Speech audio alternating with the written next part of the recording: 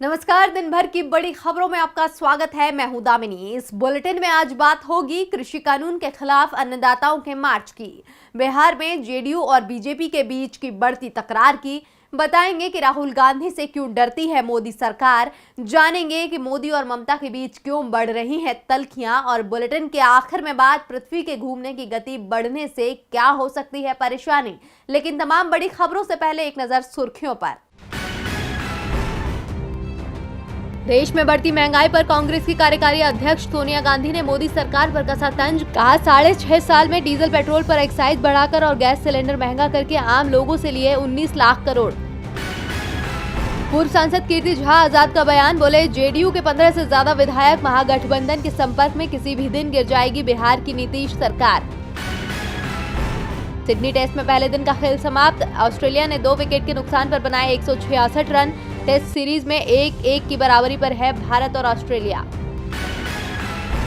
देश में खुल सकते हैं नए स्टॉक एक्सचेंज, विदेशी स्टॉक एक्सचेंज को भी मिल सकेगी एंट्री। इससे निवेशकों का ट्रेडिंग कॉस्ट भी कम हो सकेगा और उन्हें अधिक फायदा होगा। गिरावट के बाद बंद हुआ सेंसेक्स 81 अंकों की गिरावट के साथ 48,093 पर हुआ बंद। निफ्टी 9 अंक की गिरावट के साथ 14,137 पर हुआ बंद। और सुर्खियों के बाद बात आज की बड़ी खबर की। अन्नदाताओं के आंदोलन को आज 43 दिन हो गए हैं। कल यानी 8 जनवरी को सरकार के साथ उनकी 9वें दौर की बातचीत होनी है। बातचीत से पहले आज अन्नदाताओं ने सरकार पर दबाव बनाने के लिए दिल्ली के चारों ओर ट्रैक्टर रैली निकाली। और इसी मुद्दे पर चर्चा के लिए हमारे साथ स्टूडियो में मौजूद हैं राजीव जी। राजीव जी, स्वागत है आपका। लेकिन चर्चा शुरू करने से पहले रिपोर्ट देखिए।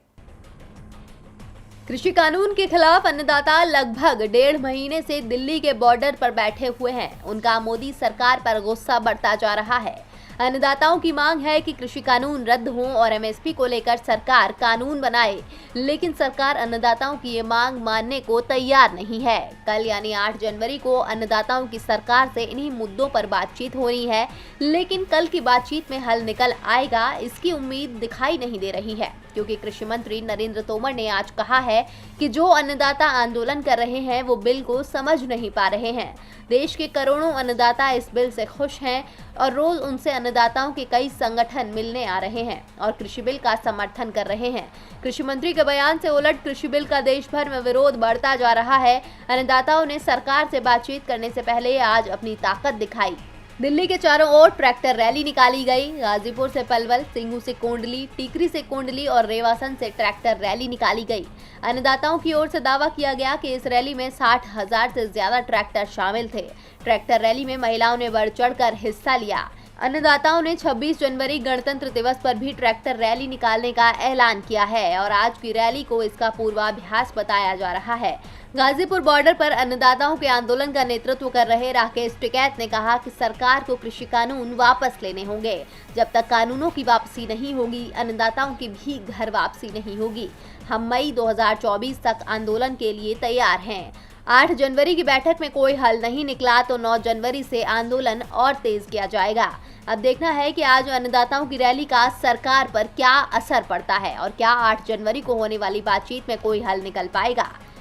राजीव जी, अन्नदाता लगातार सरकार पर दबाव बना रहे हैं कि सरकार कृषि कानून रद्द कर दे, लेकिन आज भी कृषि मंत्री का जो बयान है वो संकेत दे रहा है कि सरकार कानून रद्द नहीं करेगी।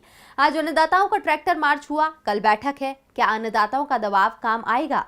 जी दामिनी, दिन ब दिन तेज होते आंदोलन के साथ हमारे अन्नदाताओं को यही उम्मीद है कि उनका दबाव असर दिखाएगा और सरकार कानून रद्द करने पर मजबूर होगी। आज जो ट्रैक्टर मार्च उन्होंने निकाला है उसके पीछे भी गणतंत्र दिवस यानी रिपब्लिक डे की तैयारी है और सरकार को ये याद दिलाने की कोशिश भी है कि गणतंत्र के असली मायने क्या हैं। केवल राजपथ पर परेड निकाल करके सैन्य शक्ति के प्रदर्शन से गणतंत्र दिवस नहीं मनाया जा सकता है। उसकी असली सार्थकता तो तब है दामिनी, जब देश का हर एक नागरिक खुद को सुरक्षित, आजाद और लोकतांत्रिक अधिकारों की शक्ति से संपन्न समझे। पिछले 43 दिनों से देश के हजारों किसान मोदी सरकार को गणतंत्र का असली अर्थ समझाने में लगे हुए हैं, इसीलिए अपनी मांगों के साथ शांतिपूर्ण तरीके से आंदोलन कर रहे हैं। लेकिन यह देखना दुखद है दामिनी कि सरकार न गणतंत्र का सही मतलब समझना चाहती है और न ही किसानों की तकलीफें। वो केवल अपनी मनमानी करना चाहती है। पीएम मोदी से लेकर उनके मंत्रियों तक के बयान इसी मनमानी को दिखला रहे हैं। किसान तो ट्रैक्टर मार्च निकालने के बाद कुछ और तरीकों से सरकार को मनाना चाहते हैं। इसीलिए देखना है दामिनी कि उनका कौन सा तरीका सरकार को झुका पाता है। तमाम जानकारी के लिए शुक्रिया राजीव जी। बढ़ते हैं अगली खबर की ओर। कृषि कानून को लेकर अन्नदाताओं का सरकार से टकराव चल रहा है। अब देखना है कि ये कब खत्म होता है। टकराव बिहार में भी चल रहा है, बीजेपी और जेडीयू के बीच। वैसे पार्टी के नेता मीडिया के सामने आकर तो दावा यही करते हैं कि सब कुछ ठीक है, लेकिन कुछ भी ठीक नहीं दिख रहा है। अब बीजेपी और जेडीयू विधायकों के बीच फोन पर हुई बातचीत का एक ऑडियो वायरल हो रहा है, जो बता रहा है कि दोनों दलों के रिश्ते टूट भी सकते हैं। तो क्या है इस ऑडियो में, देखिए ये रिपोर्ट। कई दिनों से बीजेपी और जेडीयू के बीच के रिश्ते ठीक नजर नहीं आ रहे हैं। बीजेपी आए दिन नीतीश कुमार को घेरने की कोशिश करती रहती है। अरुणाचल मामले ने तो दोनों दलों के बीच रिश्तों को काफी खराब कर दिया था। अब एक ऑडियो वायरल होने के बाद दोनों पार्टियों की राजनीति में और तल्खी आ गई है। जो ऑडियो वायरल हो रहा है उसमें भागलपुर जिले के बिहपुर से बीजेपी विधायक इंजीनियर शैलेंद्र और गोपालपुर विधायक गोपाल मंडल के बीच की बातचीत है, जिसमें जेडीयू विधायक बीजेपी विधायक से गुस्सा होते हुए दिख रहे हैं। जेडीयू विधायक गोपाल मंडल बोल रहे हैं कि उनकी कोशिश से ही शैलेंद्र आज विधायक बन पाए हैं, लेकिन अगले चुनाव में उन्हें हार का सामना करना पड़ेगा, क्योंकि 5 साल बाद जेडीयू उन्हें चुनाव हरवाएगी। जेडीयू विधायक इस कारण गुस्से में थे कि भागलपुर में गोपालपुर विधानसभा क्षेत्र में अभिनंदन समारोह का आयोजन किया गया था, जिसमें बीजेपी विधायक को बुलाया गया था, लेकिन जेडीयू विधायक गोपाल मंडल को नहीं बुलाया। समारोह में शैलेंद्र के खिलाफ चुनाव लड़े एलजेपी उम्मीदवार भी पहुंचे थे, जिसे लेकर गोपाल मंडल बीजेपी विधायक को फोन पर सुना रहे थे। ऑडियो वायरल होने के बाद जेडीयू विधायक गोपाल मंडल ने माना कि ऑडियो सही है, बैठकर बातचीत करने की बात हुई थी, लेकिन इसे सार्वजनिक नहीं करना चाहिए।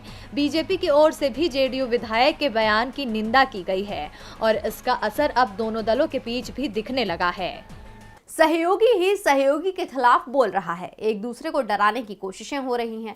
वैसे डराने की कोशिश तो राहुल गांधी को भी की जा रही है और इसे लेकर शिवसेना ने अपने मुखपत्र सामना में लेख लिखकर मोदी सरकार की खबर ली है। शिवसेना ने राहुल गांधी को निडर लड़ाका बताया है। तो क्या लिखा है शिवसेना ने सामना में, देखिए हमारी ये रिपोर्ट। महाराष्ट्र में 3 दलों की सरकार है। शिवसेना प्रमुख उद्धव ठाकरे राज्य के सीएम हैं, तो डिप्टी सीएम की कुर्सी एनसीपी के अजीत पवार के पास है। कांग्रेस को भी राज्य मंत्रिमंडल में जगह मिली हुई है। सरकार 1 साल पूरा भी कर चुकी है, लेकिन कांग्रेस और शिवसेना के बीच इस दौरान दूरियां कम होने की जगह बढ़ती दिखाई दी हैं। शिवसेना ने तो कांग्रेस की नेतृत्व क्षमता पर ही सवाल उठा दिए थे। सामना में यूपीए का नेतृत्व एनसीपी प्रमुख शरद पवार को सौंपने तक की राय दी गई थी, जिससे कांग्रेस शिवसेना से नाराज चल रही थी। कांग्रेस की नाराजगी से महाराष्ट्र की सरकार भी मुश्किल में फंस गई थी, लेकिन अब शिवसेना के सुर नरम पड़ गए हैं और वो राहुल गांधी की तारीफ करने में जुट गई है। सामना में राहुल गांधी को निडर लड़ाका बताया गया है और कहा कि दिल्ली में सत्ता में बैठे लोगों को राहुल गांधी का डर है, वरना गांधी परिवार को बदनाम करने के सरकारी अभियान नहीं चलाए जाते। कोई तानाशाह डरता है, भले ही एक आदमी उसके खिलाफ हो, और अगर वो अकेला ईमानदार लड़ाका है तो डर 100 गुना बढ़ जाता है।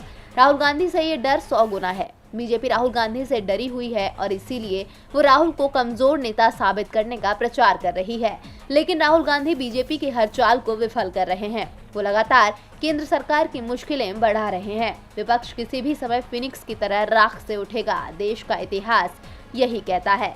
शिवसेना अब कांग्रेस के साथ तल्खियों को मिटाने की कोशिश कर रही है, तो केंद्र सरकार और पश्चिम बंगाल सरकार के बीच तल्खियां बढ़ती दिख रही हैं। इसका असर पीएम नरेंद्र मोदी और पश्चिम बंगाल की सीएम ममता बनर्जी के बीच भी दिखने लगा है। तो पीएम के किस कदम से उनकी ममता से दिख रही है नाराजगी, देखिए ये रिपोर्ट। क्या पीएम मोदी और पश्चिम बंगाल की सीएम ममता बनर्जी के बीच विरोध राजनीति से आगे बढ़ चुका है, या फिर पश्चिम बंगाल में विधानसभा चुनाव है, इसीलिए पीएम मोदी और बंगाल की सीएम ममता बनर्जी के बीच संवाद लगभग समाप्त सा हो गया है। 5 जनवरी को देश में 5 बड़े नेताओं का जन्मदिन था। इनमें से 4 को पीएम ने बधाई दी, किसी को पत्र लिखा तो किसी को फोन किया तो किसी के लिए ट्वीट किया, लेकिन बंगाल की सीएम ममता बनर्जी को पीएम ने किसी तरह से बधाई नहीं दी। इसे लेकर सवाल भी पूछे जा रहे हैं, क्या पीएम ने पश्चिम बंगाल विधानसभा चुनावों को देखते हुए ममता से बात नहीं की, जबकि अभी भी वो पश्चिम बंगाल की सीएम है। पश्चिम बंगाल में इस समय जिस तरह से बीजेपी और टीएमसी के बीच लड़ाई देखी जा रही है, वो राजनीति से कहीं आगे तो नहीं बढ़ गई है, जिसका असर अब केंद्र और राज्य के रिश्तों पर भी दिखने लगा है। वैसे इस मामले में बीजेपी और टीएमसी दोनों की ओर से कोई टिप्पणी नहीं की गई है। ममता बनर्जी का जन्म 5 जनवरी 1955 को कोलकाता में हुआ था। वैसे पीएम की ओर से ममता को भले ही बधाई न दी गई हो, लेकिन उन्हें देश भर से बधाइयां मिली। आम आदमी पार्टी के अध्यक्ष अरविंद केजरीवाल, डीएमके के एमके स्टालिन और एनसीपी की सुप्रिया सुले से लेकर बीजेपी नेता और त्रिपुरा के मुख्यमंत्री बिप्लब कुमार देब ने ममता को बधाइयां दी। पीएम मोदी सभी को बधाइयां दे रहे हैं, लेकिन ममता के लिए न फोन न ट्वीट। सामने पश्चिम बंगाल का विधानसभा चुनाव जो है, बीजेपी बंगाल को जीतने की कोशिश कर रही है, लेकिन देश की मुश्किलों पर उसका ध्यान नहीं है। स्वास्थ्य मुसीबत के बाद से ही जीडीपी मुश्किल में है और आने वाले समय में मुश्किलें कम होने की जगह बढ़ती दिख रही हैं। तो क्या मुश्किल आ सकती है आने वाले समय में, देखिए हमारी ये रिपोर्ट। 2020 की शुरुआत से ही देश के आर्थिक हालात लगातार खराब होते जा रहे हैं। 2019 से 2020 में देश की जीडीपी 4.2% की तेजी से बढ़ी। रही सही कसर इसके बाद शुरू हुई स्वास्थ्य मुसीबत ने पूरी कर दी और 2020 से 2021 की पहली तिमाही में जीडीपी विकास दर -23.9% पहुंच गई। दूसरी तिमाही में ये -7.5% रही। इसका असर नौकरियों पर दिखा और करोड़ों लोग बेरोजगार हो गए। राष्ट्रीय सांख्यिकी कार्यालय यानी एनएसओ की रिपोर्ट के अनुसार 2020 से 2021 की पहली तिमाही में मैन्युफैक्चरिंग सेक्टर में जीवीए यानी सकल मूल्य वर्धन 39.3% रहा। कंस्ट्रक्शन सेक्टर में ये -50.3% रहा है। बिजली में ये -7% है। उद्योग में जीवीए -38.1% और सर्विस सेक्टर में -20.6% रहा। अब इसे लेकर और बुरी खबर आ रही है। IHS मार्केट के economic associate director Poliana de Lima ने कहा कि देश में मैन्युफैक्चरिंग सेक्टर रफ्तार नहीं पकड़ पा रहा है। अब सर्विस सेक्टर की रफ्तार भी धीमी पड़ने लगी है। कारोबार कमजोर रहने से नियुक्तियां रुक गई हैं। श्रमिकों की कमी और मांग घटने से भर्तियों पर रोक लगा दी गई है और दूसरी तरफ लोगों को नौकरियों से भी निकाला जा रहा है। ऐसे में आने वाले समय में देश में रोजगार की समस्या और ज्यादा बढ़ सकती है। और बुलेटिन के आखिर में बात पृथ्वी के घूमने की तेज होती रफ्तार की। आमतौर पर माना जाता है कि पृथ्वी अपनी धुरी में 24 घंटे में एक चक्कर पूरा लगा लेती है। कभी यह गति मामूली धीमी पड़ जाती है, लेकिन इस बार तो सब कुछ उल्टा होता दिख रहा है। तो पृथ्वी की गति को लेकर क्या कह रहे हैं वैज्ञानिक, देखिए हमारी ये रिपोर्ट। वैसे तो पृथ्वी के घूमने की रफ्तार में हमेशा से बदलाव होते रहे हैं, लेकिन अब जो बदलाव हुआ है उसका असर आम जिंदगी पर पड़ सकता है। रिसर्च के मुताबिक पिछले 5 दशकों में पृथ्वी के घूमने की स्पीड में आए बदलाव के कारण पृथ्वी पर हर दिन 24 घंटे से कम होने लगा है। इसी वजह से 1960 के बाद वैज्ञानिकों द्वारा पृथ्वी की गति को लेकर जारी किए जा रहे आंकड़ों के अनुसार 19 जुलाई 2020 सबसे छोटा दिन साबित हुआ। पेरिस स्थित इंटरनेशनल अर्थ रोटेशन सर्विस के वैज्ञानिकों द्वारा जारी किए गए आंकड़ों के अनुसार 19 जुलाई 2020 का दिन 24 घंटे से 1.46 मिलियन सेकेंड कम रहा।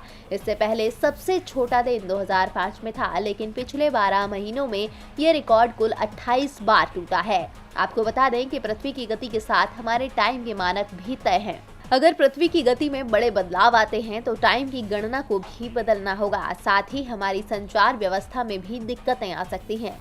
ऐसा इसीलिए क्योंकि सैटेलाइट और संचार यंत्र सोलर टाइम के अनुसार ही सेट किए जाते हैं। ये समय तारों, चांद और सूरज की स्थिति के अनुसार तय किए जाते हैं। समय से 1 सेकंड को कम किए जाने की प्रक्रिया को नेगेटिव लीप सेकंड कहा जाता है। ऐसा सामने आ रहे बदलाव और पृथ्वी की गति के साथ टाइम के कनेक्शन को बनाए रखने के लिए किया जा सकता है। वैसे बता दें कि साल 1970 से अब तक 27 लीप सेकंड जोड़े जा चुके हैं। ऐसा पृथ्वी की गति में लगातार आते छोटे बदलाव के कारण करना पड़ा है। आखिरी बार 31 दिसंबर 2016 को लीप सेकंड जोड़ा गया था। अब हालांकि लीप सेकंड हटाने का समय आ गया है, यानी नेगेटिव लीप सेकंड जोड़ना पड़ेगा। और दिन भर की बड़ी खबरों में मेरे साथ इतना ही। देखते रहिए DB लाइव। नमस्कार।